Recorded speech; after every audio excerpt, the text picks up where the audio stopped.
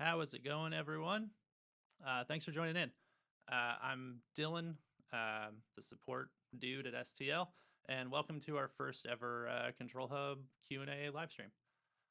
This is going to be a ton of fun. So we're just going to get right into it. We have with us today the creator of one of our favorite packs that we have coming out.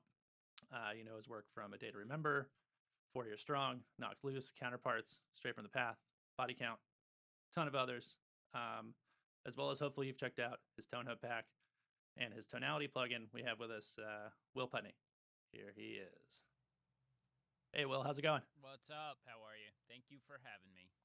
Yeah, man, psyched to have you on, especially after, so many plugins now together. This is like the third iteration working with the team. Yeah, round 3.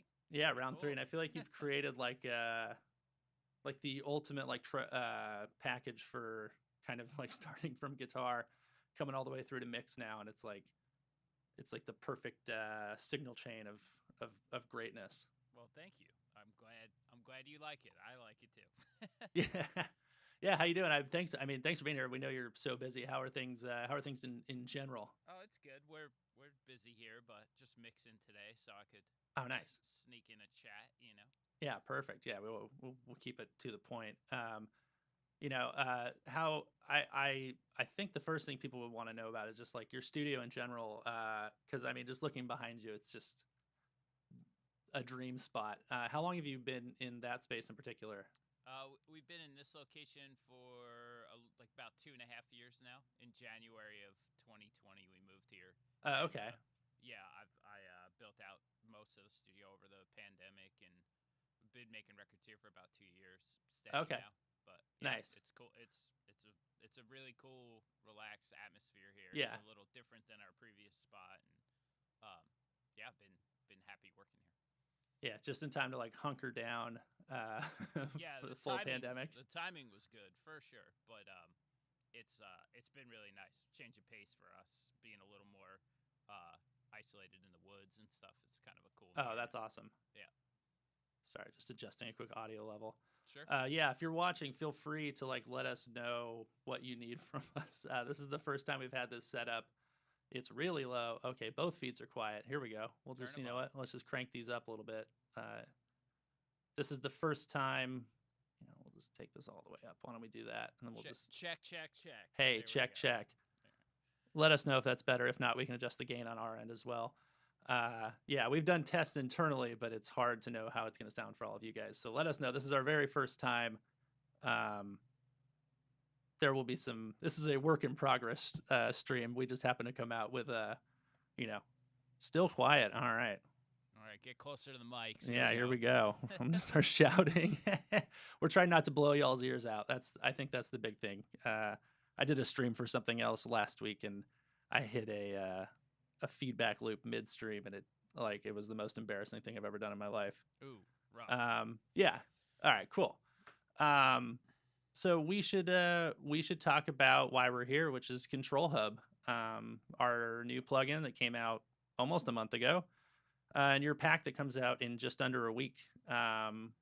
If you haven't messed around with ControlHub, the best way to describe it is that we took all of Will's brilliant studio gear, as well as some digital signal chains, trace them all, put them into a plugin, and then you get to bring them up into your sessions. So that is the simplest pitch for it, but we're going to talk about the specifics of it. And so I think the best way to start would be, because I noticed the one thing I noticed in your setup is just how much outboard gear and how many plugins we have going into the presets. So I guess my big question is like how much you have, like the Envious Studio, obviously. How much out of the box, how much in the box are you generally working these days? It's a pretty hybrid setup, I guess. I have obviously there's a good amount of outboard stuff that I like to run mixes through different compressors and EQs. I have the console and stuff, so a lot of the heavy lifting does get done with the analog stuff, but then there's definitely more surgical tools and things like EQs and de-essers and certain styles of compression that and effects and et cetera, that like really actually shine better in the digital world. So Mhm. I'm not really, whenever I'm doing a mix, I'm not really limited to just one or the other. So a lot of my channel strips for specific instruments wind up being some kind of combination of both of them. My mixes always start in the computer and then they come back into the computer. So on both stages, going out and coming in, there's the opportunity to use something if it enhances the Mhm. sound. So for any given mix, there's a variety of both things happening. Oh, that's awesome. Yeah. Sorry, we're getting more comments. Is there any way to gain up on your side? Yeah, hang tight. Because I have you maxed out in the stream. Thanks, y'all. Yeah. Hold on. Got a mic pre. I think I can figure this out. Yeah, it's also 1,000,000 degrees in both of our places, so we're trying to also avoid just absolute AC hum, but it should be okay.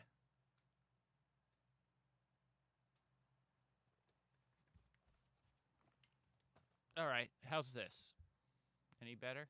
That feels better for me. Okay. Just John Samuel said, just run through all your amps. Yeah, for real. Perfect. Yeah, we'll just distort it out. This will be an experimental stream. I love it. Okay, cool. Yeah, so I love that idea of like starting out of the box, going into the box, and then having the ability to kick it back out and do that stuff, which I think is a big part of the pack itself. Which I guess we could just get on into it because you and I could blow through some stuff, and then if you guys have comments, leave it, or if you have questions, leave them in the comments, and we'll do a Q&A at the end too. But we're just gonna generally go through the pack. So I guess the best place to start would be what was your general approach when conceptualizing how you wanted to approach the pack? Because I've noticed that everybody's approaching the packs differently. So did you start from more of a general place of like, this is where I like to start a guitar mix and go from there? Or did you have specific approaches in mind? I didn't.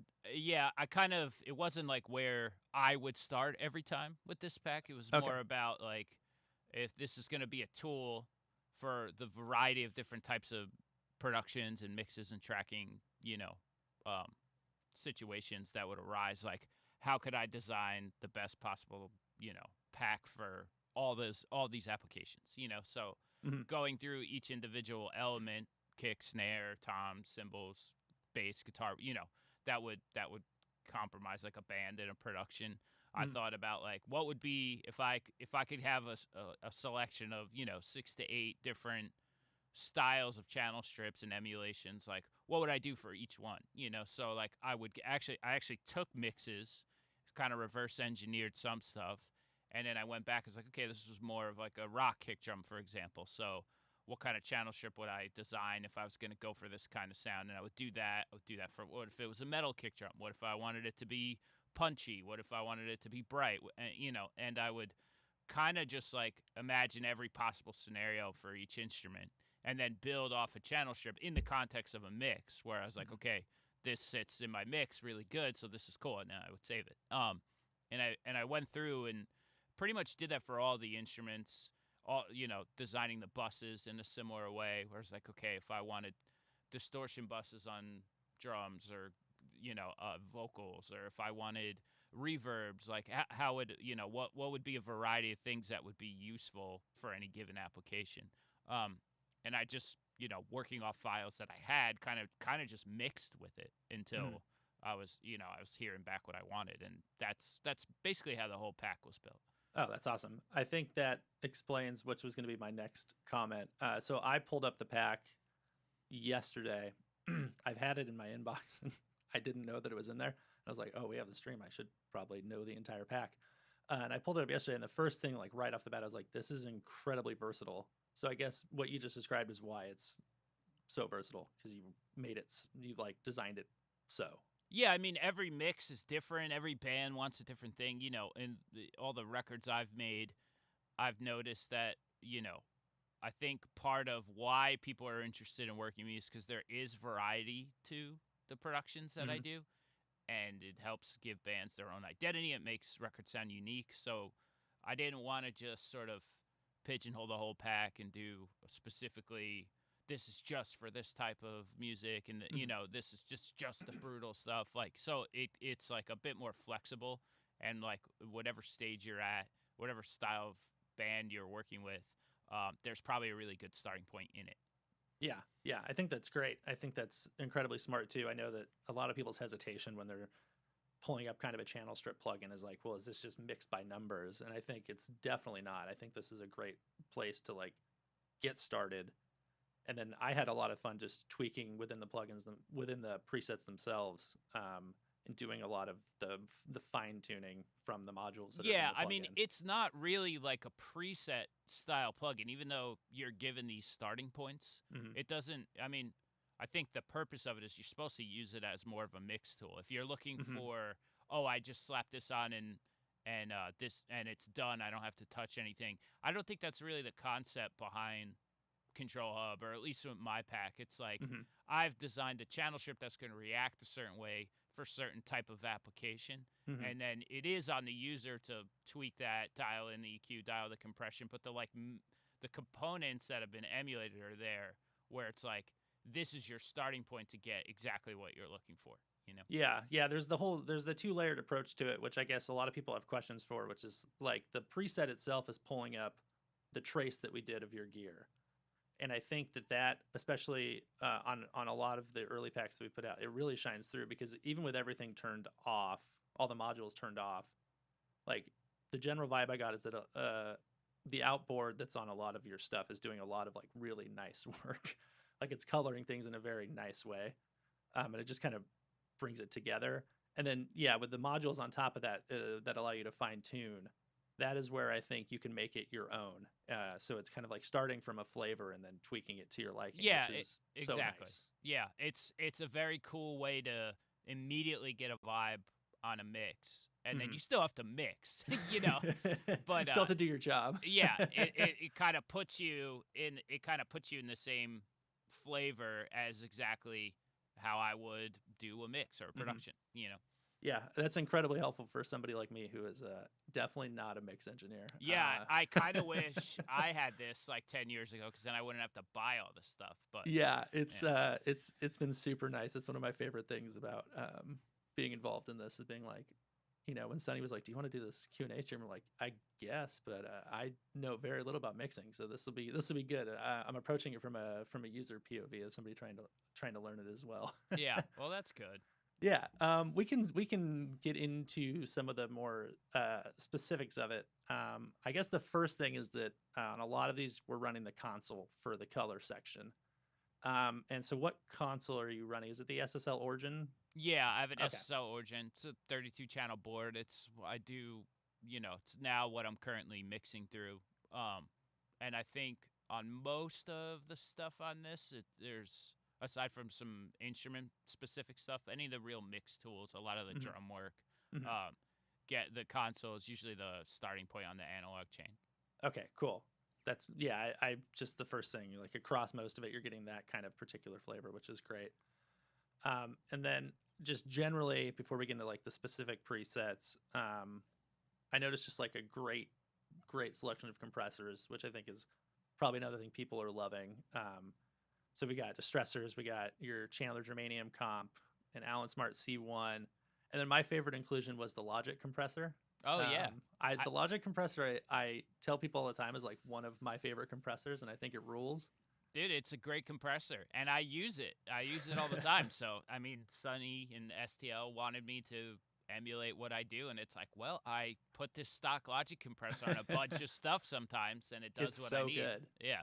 So I've it's included. It's funny because it's like a stock Logic compressor and then like a Chandler $5,000 limiter, and it's like, there's your chain. Yeah, there you go. Yeah, I mean, I think that's the beauty of this. Which Logic is it? Silver, is that the VCA one? Silver is like the old you could still pull it up if you go to Legacy in Oh, Logic it's a X. legacy one. Yeah. It's not even one of the modeled ones. No, it's a deep cut now. Yeah, it was around until 9, and then they put it to a Legacy section. Okay. How long have you been on Logic? 15 years. Oh, wow. 14 years, maybe. Okay. It used to be eMagic Yes. before it was bought by Apple. Yeah. I got Logic when I was in college, and I did not learn it the way I should have, and it ruins me to this day. Yeah, I mean, I learned Pro Tools when I started also, but we were using both programs in the studio, and then I just gravitated to, and we still use Pro Tools for some editing and stuff, but mainly we're in Logic for everything. That's really cool. I feel like people are always curious, I think, about like what people they aspire to be or using, which whether that's the right approach or not is a different question, but it's always fun to like see how people are working with the tools. Yeah, and I sat in Logic 9 for, I don't know, 7 years after X came out. Yeah, but I'm on X now. I have been for a couple of years, but I like Logic 9. I miss it. That's so funny. As part of running the support desk, I have to now be fluent in every DAW. Oh God, which is a nightmare on some days because I'm like, oh, I don't like, how do I do this? Yeah, that's rough. 2 is my cap. I think I kind of want to learn a 3rd, but I don't know. I don't know where to. I don't know if there's anything. Everyone, I know some buddies who use Cubase and stuff, and I've watched a few sessions go down in Cubase, and it looks interesting, but I feel like there's a general confluence occurring where everyone's trying to have a lot of the same features. Yeah, so I mean, everyone's going to do one thing better than the other one, so that's why I'm always on the lookout. It's like, all right, is there something in this that's just that much better where I should just learn this whole program, Yeah, that's so funny. All right, we'll talk briefly about some of the packs, and then we'll take some user questions. I feel like, we're keeping this short and to the point. We know you're very busy. So I'm just going to run through some of my favorite things and just ask you very brief questions, and then we'll take on some user questions, so you guys can start leaving those in the comments. Cool. So for the guitars, I guess you already kind of explained this, but I noticed it's very helpful across the plugin because it's a very similar chain, and then you're just dialing in how you would do it for a different type of mix generally.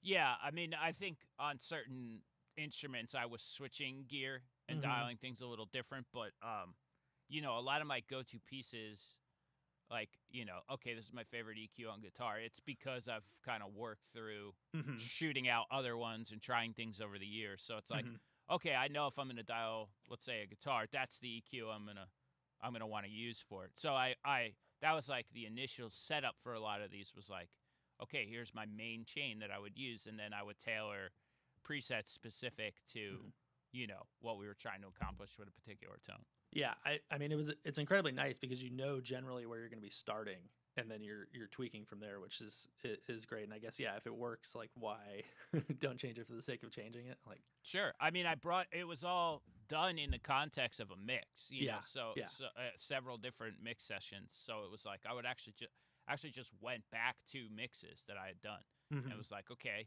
here's a mix like this. What kind of chain was here? So a lot of the stuff you're seeing is like actually just pulled out of my workflow. Oh, cool. It wasn't all specifically designed for the plugin. It was like I literally just opened up mixes I was doing and was like, okay, this is the chain. This is we'd recall specific ones for different genres, and I'd look at where things were at, and then that would be our starting point.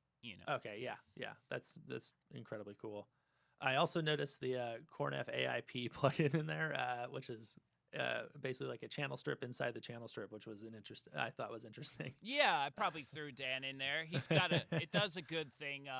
It's cool. The whatever he calls it, the annoying mid-range, whatever that thing that pulls out, the really narrow band that pulls out like harsh stuff in guitars. I'll occasionally use it for sure. Okay, yeah, I was wondering what it was doing in the context of these, because I noticed on the rhythms in particular that makes a ton of sense. Yeah, it's good for a dB or two if you have a rough guitar tone, Okay, good, nice. Let's run through some other ones. Bass, I saw a lot of the Logic comp, which is great to see. I love the bass tones as a non bass player. One thing I noticed, especially in the bass, is you're taking advantage of the in plugin like master modules that go on top of the trace. Was that you tweaking to get it closer to the original tone, or was that you just tweaking it in the context of how you'd want to use it in a mix? I think there was a few that I was if I was tweaking like that, it was like once I had emulated things and we got them back and stuff, it was like more fine tuning to be like, okay, this is like almost there, but I want to hear it more like this. Or once I Hmm. had the scope of the whole pack, Hmm. there was like a little more fine tuning, like a second stage where I was like, oh, I think this could be a little better. I think this Okay. could be like this, you know? Yeah. Like fully, yeah, it's great. It's great to see you fully taking advantage of the plugin itself once the pack comes back to you, which is, I mean, a dream for us. Yeah, it's cool. I mean, a lot of it saves so much routing and gear and Mhm. stuff. Like a lot of the stuff is processed with like parallel compression and things like that that are baked in some kind of weird math problem in the back of this plugin. So it's like Yeah. there's so many stages and buses and layers to it that like to be able to just open it on one channel and have the plugin actually react the way all of those stages of gear work, it's crazy. Like I Yeah. haven't been able to get that out of any other plugin yet. It's pretty cool. Yeah. I think it's definitely a plugin that I'm personally still wrapping my head around, and I work with the company. So I feel like people are slowly discovering it. It's great to hear people being like, "Oh my gosh, like I didn't realize it was capable of this," which is very Yeah, fun I for think us. anyone who's like into mixing on the regular and sound design and stuff is gonna really enjoy like the immediate satisfaction of a lot of stuff done for you. You know. That's a very good segue to the drums presets, which were my favorite collection of presets because I am terrible at drums, and I just thought they instantly brought a lot to life. I did want to ask what parallel compressor are you using because I think it's across most of the drum presets. Um, well, everything sort of runs through a couple different stages. So I'll Okay. have, um, like, for certain drums, I'll use either the distressors or the germanium comps, or there's like a Chandler, Zener limiter. Um, there might have been another piece or two that were in there.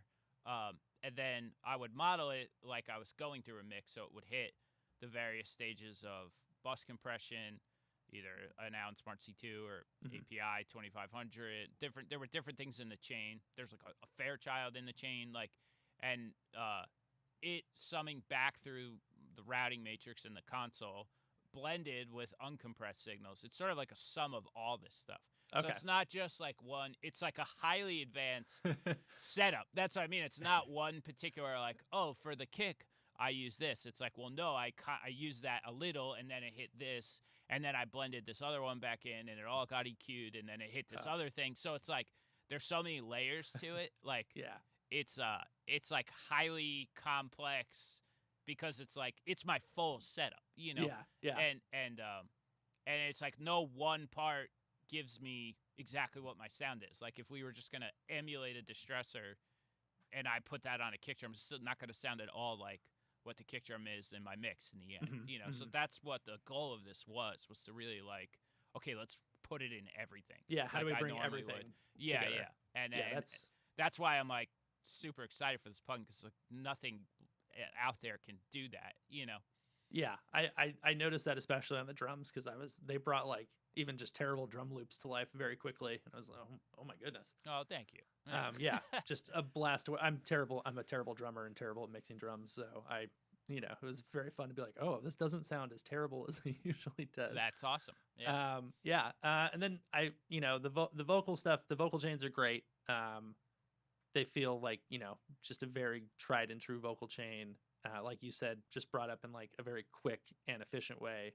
And again, you're running a lot of stuff on it, and the same with the mixing and mastering bus. And I guess what's your general approach to the mastering buses and the mix buses? Because or I noticed there's just a good amount of variety here. This is you just giving flavors? Yeah, more like same kind of context where I would pull mixes up and look at what I had done, you know, Mhm. and I was going for more of a variety on those because a lot of that is subtle tweaking. It's Mhm. like I only have a handful of analog compressors that could be my 2 bus comps and things like that. So Mhm. I was dialing them different to achieve different results. Mhm. Whether that's like to have it be more crush or to be more dynamic and subtle, have bigger attacks and ratios and things. So they're all sort of just tailored for they'll all have like a slightly different vibe when you put it on your mix. Yeah, I noticed especially on the mastering buses, the vibes were like very different for, again, like a very similar chain, which was great because it's just the variety is Yeah, untouchable. because there's so many moving parts, the Mhm. flexibility that I have to change like how one piece of gear interacts with another and how severe one compressor works compared to another part of the stage, like it's actually really easy to use like the setup that I have to create a lot of different sonic Mhm. palettes on like Mhm. a mix or a master. I mean, I've spent years figuring this out Yeah. so that I could whatever mix or production came my way, I like was equipped to actually be able to do it justice. So Yeah. I think I kind of knew what I was in for with this, which is why I was Mhm. excited because I was like, well, I do this anyway. Yeah. Between this and ToneHub, it is a very great way to like take all of your knowledge and just give it to users very quickly, Yeah, which is this is very nice. it's definitely cheating a little bit, but it's cool. I mean, the cool thing is, honestly, it's because I want to use it. Like Mhm. it's why I'm excited to do it. Like I don't care. I don't mind giving it away if I could go anywhere in the world with my laptop and pull this stuff up now and be Yeah. like, "Oh, cool, we could track and I can mix and use I this." I think that's a very cool thing that I don't know if a lot of people realize about a lot of the artists we work with is a lot of people, at least that I've interacted with, actually use the stuff that we've designed. Like you're not here just like, "Ah, I did this thing and now I don't use it. It's wonderful to hear you guys using it, and I know I've sent over a lot of licenses for bands you're working with who are demoing with your Tone Hub pack, so that Oh yeah, I like mean, we use it all the time. It's on a ton of my records, you yeah, know. it's so cool. Yeah, it's definitely. I mean, part of the why I'm making these products is because I think they're good enough to stand up to whatever I Mhm. normally do, and then they wind up becoming a part of my workflow. Yeah, absolutely. We'll get to user questions right now. I just wanted to give a quick shout out. The one thing you also did was give us an effects section, which I think people should check out when they check out the pack. Very fun, like reverb buses and delay buses using the built-in models that we have. And then the distortions on the effects section were so good. I just wanted to blow everything out across the. I was just like, yes, Yeah, let's they're bring it in. fun. Yeah, they did a really good job at emulating like the way things crunch up in Yeah, my chain in a cool way. So yeah. yeah, there's some good tools in this for distortion for sure. All right, let's we'll run through some of these user questions now, and then we can get you back to mixing. Sure. So here we go. Lincoln Alice Records asked, with technology, do you find this to be a viable outlook of the studio? As Trent Reznor said, just because people can make music themselves, are we hearing more great music? I think it's a blessing and a curse for sure. Yeah. Like, it's definitely cool that anyone has the access. Not anyone, but like, if you want to create music, there are a variety of tools out there. Hmm. Thanks to technology that Hmm. let you get your kind of off the ground. So, it is cool. It has shortcomings. Hmm. And it definitely evens the playing field for a lot of people in a weird way, where um, things start to sound the same, and it's very easy to have a commercially viable product off a computer, which means there's more music. It doesn't mean it's better. It just means it's easier to make, so there's more of it. There's a lot of it. Yeah, I definitely think there's like a saturation issue Yeah. in probably a lot of genres. It's probably a consequence of that, but there's also great music that comes from technology. So Yeah, I feel like I've long been a proponent of like, is the song good? Like, that's yeah, I mean, there's too many bands, and it's definitely laptops' faults, which is fine. yeah. But there's also great bands because of it, so it's what it is. Yeah, it's a good. I mean, it's a good world to be in. Like Yeah, giving people a voice is never, the ability to express yourself is never a bad thing. yeah. I mean, you're not gonna stop it, so you just figure out how to use it to your advantage. Yeah, absolutely. Um, from Harry Newberry, loving ControlHub so far. My question would be, what are your go-to plugins for guitar mix bus if you're using pretty heavy rhythm tones? Guitar mix bus. Plugins specifically. Yeah, there's not a ton of plugin stuff. Maybe just a tiny bit of compression. No specific one. And then if I have to do something super surgical, I'll grab a Fab Filter EQ. And then a lot of the filtering and the like broad stroke EQ stuff usually gets done with some outboard gear, and that's kind of it. That's like really all I do with guitars. A lot of it comes from getting a good tone. Yeah, just at the capture point, making sure that's good. There's really like nothing else on my guitars usually, other than like its passage through the rest of my chain when I'm mixing. Good to know. Yeah. Casey asks, what's your favorite thing about ControlHub, both the general concept as well as your pack? I think we've covered a lot of the concept, but what's your favorite part of the pack? The drum stuff's really cool. Having my vocal chain in a plugin is awesome. Yeah, I feel like that's pulled up. We're already talking about how much easier that will be to track with. Like A to being it with my actual vocal chain is like it's exactly the same. So it's like I'll be able to like I don't have to like lug the vocal chain around. I mean that's the dream right there. Yeah, right? there's so much like that's gonna be just such a nice. That takes like multiple compressors, EQs, a whole bunch of plugins. It puts it in this like one thing, and it's like, yeah, I'm just gonna use that. So I think that's one of my that's probably one of my favorite parts of it. I do like I want to spend more time with the like mix and mastering stuff because I haven't like figured out how I can do a mix and use that yet. But I think that's gonna be my favorite part too, for like in the tracking stages, to be able to like have that style of emulation on. Like where you're already like hearing the finish line. I'm looking forward to doing a record where like that can just live on the mix bus while I'm tracking the whole time. And then when I take it off and go to the mix, everything is gonna translate like crazy, because it's like I've sort of been hearing all my tracking through the end stage already, you know. Oh yeah, I'm a big fan of having like a master bus send setup where I can have something to hear what it's going to sound like, because there's nothing worse than when you're working on a song and you're like, oh, this sounds bad, and you can't visualize how it's going to sound eventually. Sure. Which is always a tough thing. Yeah, that's gonna be. I'm looking forward to that. But those are probably I guess those are my highlights. I got to spend more time on it. I don't know. I didn't really get to play with it yet. Like I just made it and it's good, and then got back to work. So I mean, I had messages coming in. We're still you're still finalizing the pack. That's what I mean. Yeah, that's how hard you're working on it. Actually. We get this weekend. I'll actually have the done one. Well, that's the other thing. I couldn't use it yet because anytime they would do an update, it would just reset everything. So I was like, I had one going in a mix, and then realized that, and I was like, oh yeah, I can't use it yet. There's been a lot of work going on. It's very fun. Yeah. Our development team is just so hard at work on this. It's so great to see. Josue Pena Cruz asked, would this work for a beginner? I think this works for beginners and people who are more well-versed in mixing alike.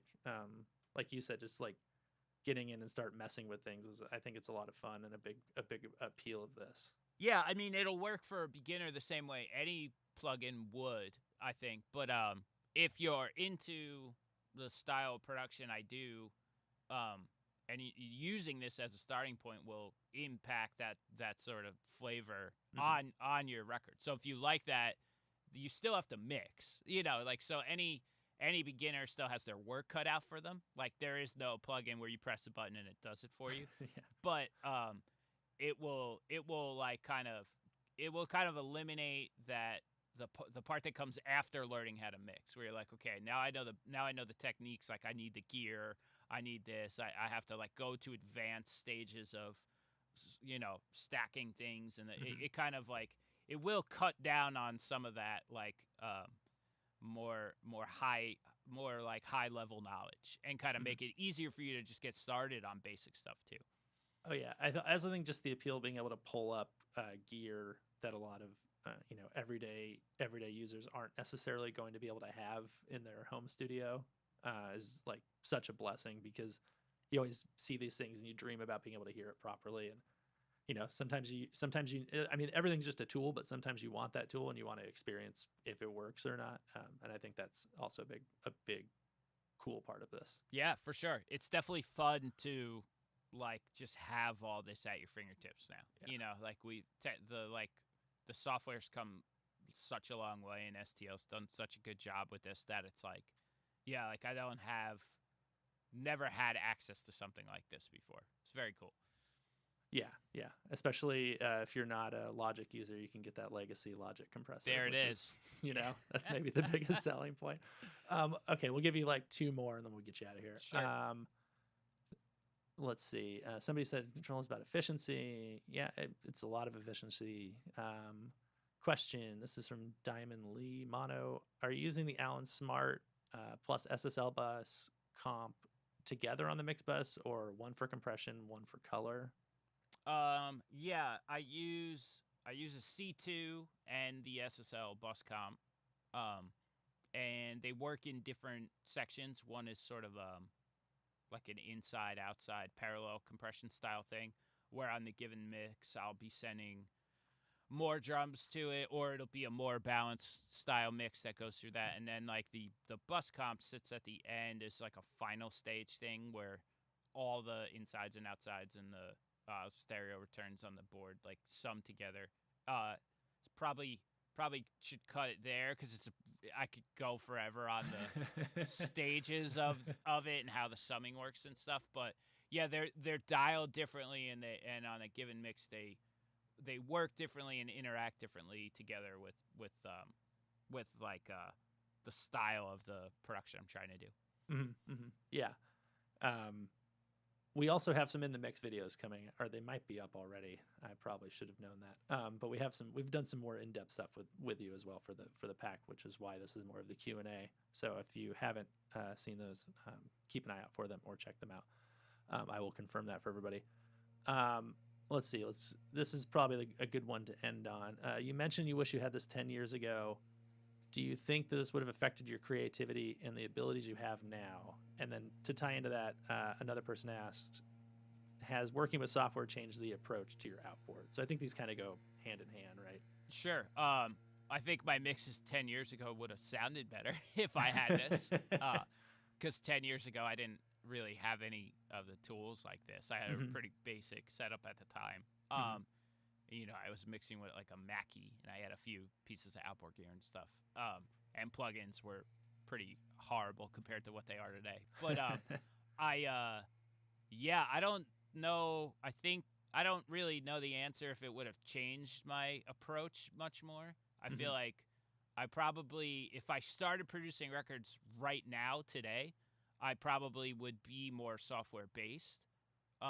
It took a long time for software to get to where it is right now, you know, and I already have all this stuff. So, and I do prefer, like for a lot of applications, I do still prefer using a piece of analog gear. It's just a different animal still for certain things. But there's a lot of stuff that I would be happy if it was digital and worked its way into my workflow, And then to the second part of that, like, yeah, I'm looking forward to incorporating stuff like ControlHub into my workflow now, because I think it's going to free up other pieces of outboard gear. I know there's going to be things where I'm like, oh, I could use like 6 ControlHubs here and free up these 6 channels for something else. And like I do think over time I'm going to wind up leaning on something like ControlHub to do some work in a mix, and then using analog stuff for other things. So I think it's like that hybrid thing will continue to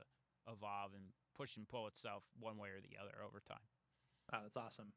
Well, Will, thank you so much for being here. We really appreciate it. Sure, of course. I know you're very busy. So Will's pack comes out on June 24th, just a little 6.5 days from now. Very excited to have it. It's available with the intro price for ControlHub, which is $199, plus you can get Will's pack for free it's automatically applying in the store. So definitely check it out. There'll be a trial available for it. Will, thank you so much. We really appreciate it. For sure, man. Appreciate it. Good chatting. Thanks, man. Talk to you. See ya. All right, that's it. Thank you guys so much for joining us. I like rushed through the intro, but if you enjoyed this, go ahead and subscribe to our channel, hit the notification bell. I think this is going to be something we're trying to do going forward, getting artists on to talk about the packs. And then let us know what else you'd want to see. We've discussed doing some in the mix stuff from my point of view as a user. So we're here, we're listening, and check out ControlHub, guys. We'll talk to you soon. All right, thanks.